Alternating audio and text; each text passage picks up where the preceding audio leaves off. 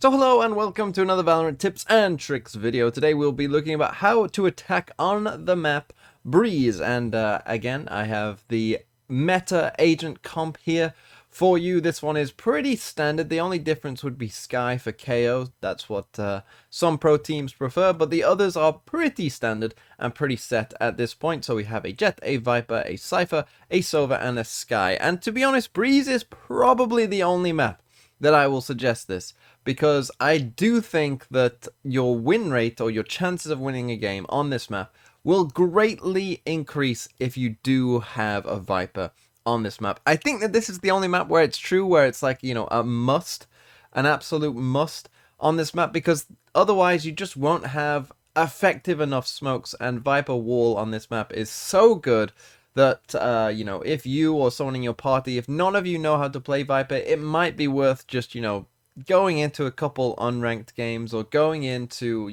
a spike rush even, or, custom games, just to learn the basics of Viper, and just for the map Breeze alone. I think that this is probably the only map that is really true, but I do think that it is pretty important that you have a Viper on this map. And just before we move on to the more general discussion, where of course we won't really talk about agent abilities, I am going to talk quickly about this one, which is this Viper wall on A, which is incredible, to be honest. I think that this might be the single most oppressive use of, a bit of utility in the game, maybe other than the jet dash, that I can understand. But this is a very close second to a jet dash, if not, because it's just such a wonderful wall in so many ways. It is just so hard for the defenders. The defenders basically have one spot to play. Yeah, oh, well, maybe two. Maybe they can play close here, which obviously is kind of a very one and done type angle, or they can play here, which again, people play this spot a lot. I don't know why. I think it's pretty terrible to play as a defender. And really, this is a one and done spot as well. You're gonna get one kill and then get traded, and attackers will normally expect someone might be there, so they will check it anyway. So this is a really bad spot. You might as well honestly play close, because at least you can have a surprise factor there. Whereas there's no surprise factor here. You're gonna most get one kill most of the time. So I wouldn't even recommend playing there, and that makes this Viper wall even better, because if people aren't playing here, I mean, maybe you can if you're a Reyna, because then you can get out. But if people aren't playing in this corner and they aren't playing close, then, you get the sight. You have so much space that you get from this one wall, and it just creates a lot of problems for attackers, because then you can flash through the wall and you can start, attacking and taking more space, and it just becomes a real nightmare. And this Viper wall is just pretty incredible. But now let's get talking about the map in more general terms, and of course, we are talking about probably the first map that we've talked about, where I would say that actually in your normal ranked game there is an attacker's advantage, because, well, one, the map is of course very, very big, and that means that defenders' rotations will be pretty slow. To go from B site all the way across to A site is going to take quite some time, and so, in that time you can often take a site, get a kill, and be, deep into a post-plant scenario where you should be feeling pretty good about yourself. So that is a very big advantage for the attackers on this map. But let's look at the different ways attackers can go. You can go, I mean, I'm going to count these as one here, the different ways you can go towards B. I'm going to count that as one. You can come up elbow here. You can go up mid here, and we'll talk about this because this is a bit weird, because this area of the map here, it's kind of an unused area a lot of the time, but it kind of technically you could use it, and we'll talk about that. But of course, then you can come up tunnel and you can go towards A. Again, I'm not going to count these, the two ways you can go towards cave, as different ways necessarily. They're still going for the same thing. And the choke points, of course, are across B main. Again, this one's a bit weird, because where is the choke point here on elbow? I think it's on the elbow entrance a lot of time. Again, you could then extend this across there if you wanted as well. This tends to be a bit unused, but I guess you could. And then of course we have the wooden doors here on A. Again, where on tunnel is the choke point? You could argue it's here, like just before the pull door. I think I'm gonna put it here though, behind the open door, if you will. And of course then we have one on A main. And when we look at some of these choke points, it's kind of interesting, and I feel like there is an affinity to go A lot of the time with attackers, and that A is perhaps the easier site to take, and I probably would agree. Not only do we have sort of 3 of our choke points, closer to this A site, and so we have sort of more ways to go, to get to A site in the first place, I also think the B choke points are a bit harder to play for. This B choke point here is pretty small. It's not the biggest, and again, we talked about confined areas. Now, you aren't super confined, and you will have this pretty safe space back here, but it isn't the easiest to push through because the defenders have a lot of different angles. It opens up very wide for the defenders, and so there's a lot of different places they can play on B. They can be, over here. They can be back here. They can be anywhere back here, really. They can be by the tower. They can be on the right. They can be on the left. There's just a lot of different places for defenders to be on B site. And so pushing out of B normally is quite difficult, or more difficult, I would say, than pushing out on A. And the same is true for elbow. When you swing this corner, obviously anywhere in nest is where they could be, but they also could be here. And obviously that means checking sort of 2 different angles vertically, as well as horizontally, so not the easiest to push out of elbow either. But then when we come on to A site, this push through mid doors here, I very rarely think you're going to go for a full 5 push into mid doors, but if you did, that probably wouldn't be the best idea, because again, it kind of has the same thing as B, where it's not the biggest choke point in the world, and again, as soon as you come out here, again, the defenders could be in a lot of different positions, but you can catch them off guard as well, because they probably won't expect it too much. Then we have up tunnel, and tunnel, I think you should always be using this as much as you can, because defenders will struggle with this. As soon as defenders see, people pushing towards A or maybe in mid, I think they get a bit, they want to move away from tunnel. They want to, oh, I want to help my people on A, I want to help my people in mid, and they kind of, tunnel can often be something that you can exploit on a lurk and really, really use it to your benefit. And, as soon as you're here, you'll probably get 1 free kill from a defender, coming across here or something like that. So, and I think you can get that pretty easily. It doesn't take much to do that. So I think tunnel is something that you should really try and explore as much as you can. And finally, we come to the A choke point, and this is one of the easiest, I would say, for attackers in the entire game. Not only is it pretty big, big enough to where certain smokes, if placed even slightly wrongly, won't even do their job for the defenders.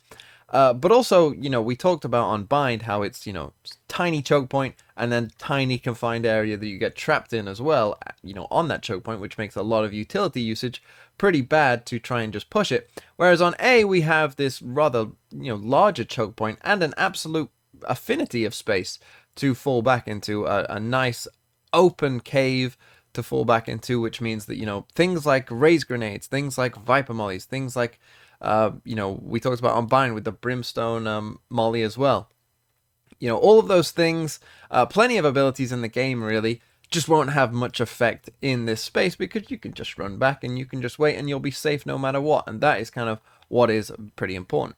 And so for me in general, attacking A will be the easier of the 2 sites for you most of the time, I would expect, especially with that Viper wall as well, with, this Viper wall coming across here.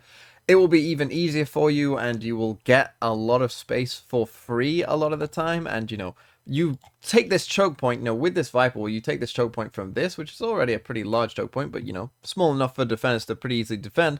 And the choke point then becomes this, which obviously becomes a lot more difficult for defenders to defend. And that's the sort of beauty of that Viper wall, and why it is so effective and so oppressive, is because you could be anywhere along it and push through at any different point. So yes, very effective there, and will give you a lot of space for free. And I do think that A here on Breeze is one of the few times that I would say it's actually okay to 5-stack and just rush in on A, which I think is why in ranked queues, particularly really at any rank, but perhaps more so even at lower ranks, is why attacking on Breeze feels perhaps a bit easier, because you can't just 5-stack and run in, which is a common tactic that you will see at the lower levels. You can just do that, and you will have pretty good success with that. So that seems like a decent option out of A, which I won't normally say, and on the other 2 maps I would definitely not recommend that a lot of the time. But on A, go for it. Seriously, just go for it. I do think it would be more effective if, you sent 3 or 4, someone lurking up tube, maybe someone exploring mid. I think that will be more successful for you in general, but if you want to go 5-stack A, you'll probably have pretty good success, I would say, most of the time, because it's, as I said, a pretty wide choke point. And with this Viper wall as well, if you do have that as well, you'll just get a lot of space, and you know, the site will be yours, and you can get into a post plant pretty quickly. Moving back to B, I don't think that a 5-stack, again, I think this choke point is just a bit too small, and there's too many good positions for defenders to really go for that. But doing a B split could come with some success. Again, if you're going on B, again, I would still try to push tunnel. I still think that this area of the map, this tube here, is just going to give you a lot of success. I don't think most teams will find it too hard to get to there. And if the defenders are, you know, heavily guarding this area, well then maybe, and this is a part of the thing I wanted to try and explain, is maybe you could then start to push up here. You know, if you can get a smoke into Nest, which there are lineups to do with both Viper and, of course, the other smokers, it's a bit easier. You can just put one there. If you can get a smoke into Nest, then, you know, you can start to push this up. And defenders really won't expect this. And if they are defending Tube pretty well, you know, that means that they've got one player there, at least. And that means that, you know, they'll normally have, like, one guarding A, one guarding short, one there, one here, one there. This player here, if they are defending Tube, probably means they aren't defending Nest that well. And so if you do know that they are defending Tube pretty heavy, then, you know, you just need to explore the map and figure out, well, where are they not defending then? Because there will be one place that they aren't. And if it is Nest, then you need to try and take advantage and see if you can sneak up and, you know, push this player here, maybe both through elbow and through here, and create different angles on them and get a pretty easy kill. And that's how you want to explore this map. And that's again why it can be pretty attack sided, is because you can do those things. And if you are exploring Tube, you know, that will create problems for the opponents. And it's quite interesting to see the way that pro teams have adapted to that. We'll get into that when we talk about defending on Breeze. But I do think that Tube will be an important part of any attack, whether it's on A or B. I think you should be normally sending one person up there a lot of the rounds, and you will find a lot of success. And even when your opponents adapt to that and, you know, try and really stop the Tube push with a person in there, well, then it's just about, okay, well, let's prod around and figure out, well, where are they not defending? We know that they're probably going to be defending B, and they're probably going to be defending A main. You know, both mains will probably be defended, but that probably means that either one of, you know, the wooden doors here on short, Nest, or elbow isn't being defended, and it's just how can we, you know, make use of that. Okay, so now let's assume that we have the site. Obviously, once we've got a site, there isn't too many, like, interesting plant locations. Normally people will, you know, just plant here or here. This is obviously a superior plant to this one because you have more angles to potentially see it from, and it's probably about the same amount of safety overall once you are on the site. So, you know, but the fact that you can see it from short, the fact that you can see it from cave, you know, in multiple locations, you don't have to be on this side of the cave to see it, will be an advantage overall. So you probably do want to be planting here on the right hand side rather than all the way to the right to be most successful. And then once you're on there, again, obviously the sites are so big on Breeze that I do think that it's not too difficult to try and, you know, get to a good position on this map, depending on what your opponents do, because, you know, it is very common, particularly at higher ranks, to see, you know, Viper retake walls, you know, going across, maybe something like that, maybe something like, you know, like this, which can be pretty good for the defenders and bad for you, because obviously most of the time you will be retreating back to these positions, and a Viper wall obviously there will cut you off from the spike. So things like that can be a problem, but you should be okay most of the time, especially at the lower ranks, because people probably won't be doing that as much. And most of the time, obviously, you will be going to safety of cave behind this box.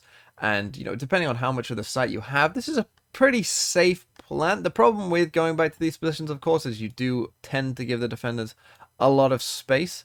So if you can, and this is only if you can, and you probably need to know that you have a lot of the site, but oftentimes you will win the round pretty much guaranteed if you can, you know, get a player here and cut off anything quickly there and make them have a fight very early. Not only will it give you the information, but, you know, they probably won't expect it that much either. Same goes for, you know, someone coming out of wooden doors. If you can, you know, maybe get a player here or something, that would, you know, this is a very ratty spot. So is this, you know, if you can get to like these positions, anyone, you know, trying to quick rotate through here will just be dead straight away. Those are very ratty positions that you can take, and will net you easy wins and easy kills if you can get someone there. Moving on to B site, obviously the default plant is here, and I think that this one is normally more successful for the defenders when they try and retake. I think it's because coming back out to B main just isn't as fruitful as going back into cave. It doesn't feel as safe. It doesn't feel, as worthy. It feels like a dangerous peak a lot of the time. Because, again, this choke point is a bit smaller, so, normally the defenders will have a good idea that you're either here or here. So it just feels a bit less fruitful a lot of the times on B, which again is why I think just going A lot, just seeing if your opponents can defend A will be more successful for you. And there just isn't as many good other safe hiding spots or pushing up spots, You can maybe try and push CT, but it's pretty dangerous unless you can get to here. I mean, if you can get to here, again, you'll win the round, right? But like there is, you can't just like this wall just makes it a bit awkward. Like, you could just catch a timing. You could just get timed on yourself and just be killed pretty easily if you just, take a one misstep. So it's kind of a bit risky. And then pushing elbow, you're kind of out in this wide open space here. Like it's not going to be too fruitful either, even if you've got the time. And so oftentimes you'll just sort of, end up back here or in here, and that will, it's pretty predictable, but you look at these spaces and where they are to the spike, it often means the defenders can get to the spike, without really even having to do anything. The defenders will often be able to, get to the site itself without really having to commit anything to try and, stop them. And so overall, my takeaways are this, that attacking B is going to be more difficult for you, probably. Obviously, it will depend on the exact game, but in general, it will be more difficult for you on B rather than A. It feels like there is sort of less good places to go. There's less interesting things to do on B necessarily. It feels like a bit more of a death trap overall for the attackers. Whereas A, I feel like is probably one of the easiest sites to attack, especially with a Viper on the map. You have 3, very accessible entrance points to the, I mean, 4 really. If you open the door as well and then push through, really there's 4 different, ways that you can enter this site, which is just, that's a lot for defenders to have to think about. But again, 2 of them come from tube, so I do think that trying to push tube as much as you can and seeing what the defenders are doing on tube will be very important for you and will win you quite a lot of rounds. I would do it on whatever you think is an important round, a full gun round. I would always try and push someone up tube because those are the important rounds. Those are rounds that you really want to have, that you really want to win. And so pushing someone up tube, I think, will often net you potentially a free kill. And as I say, if they are defending tube, if there is someone in tube, that means that there isn't someone somewhere else, and you need to try and take advantage of that if you can. So if they're defending tube, that probably means they have 1 on A, they have 1 on B, that we can ascertain as a given. But it means that there isn't someone on short, someone in elbow, or someone in nest, and so you need to try and discover, okay, well, which one are they not defending then? Keep this player in tube occupied as long as you can, and then figure out, okay, well, let's just try and push whatever one we can. And so if they're in nest, you just smoke them off and you run here, and this player on B is like, what the hell is going on? If they're not in short, obviously, you just run up short. If they're not in elbow, if they're not in nest, then again, same thing. You can smoke off this player, or you can try and, come at them with 2 different angles here and try and get a nice easy kill on them as well. So basically, you always want to figure out what they're doing on tube, utilize it as much as you can. You can push 5 on A if you really want to, and that's pretty much all I have to say. Breeze, again, has become, I think, a more standard map for attackers and defenders. We saw some interesting things, but they were mostly on the defending side in the Valorant Champions Tournament, and I'll go over them when I do talk about Breeze, because it got pretty interesting in how you can kind of overcome the problems that I just talked about, where if you have someone in tube, what do you do? But that will have to wait, and so thank you for watching. I hope you enjoyed it. If you have any questions, then leave them down in the comments. And yeah, thank you all for watching, and have a nice day.